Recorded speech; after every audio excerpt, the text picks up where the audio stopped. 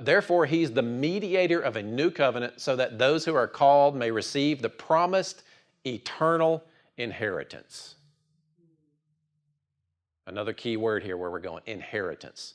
Since a death has occurred that redeems them from the transgressions committed under the first covenant, for where a will is involved, the death of the one who made it must be established.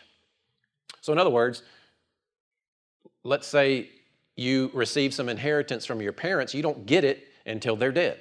That's basically what he's talking about. But what's interesting about this is that this inheritance and this covenant is a will left to you.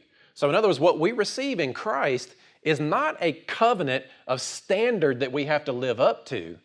It is a choice that God made that in Christ, when Christ gained this inheritance, when Christ amassed everything that he amassed, that through his death choose to give it to us as an inheritance, he is the mediator over that. And he had to die in order for you to receive your inheritance. So the new covenant is something that you inherit from Christ. And it's the same inheritance that he has.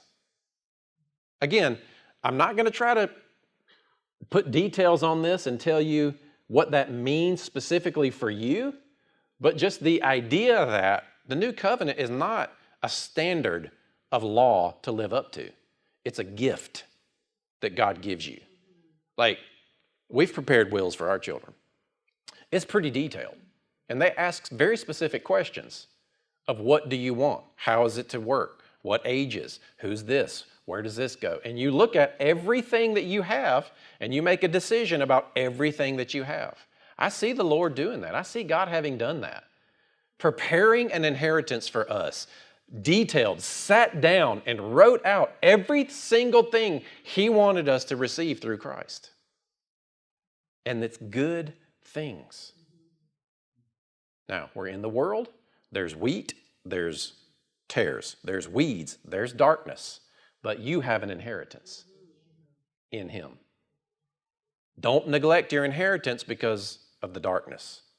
Don't be the prodigal son that takes your inheritance and runs out and plays around in the darkness into this pig pen, that separates yourself from the Father because of you either take your liberty with this freedom that you've been given and continue in recklessness and sinfulness, or you just don't really realize what you have in him.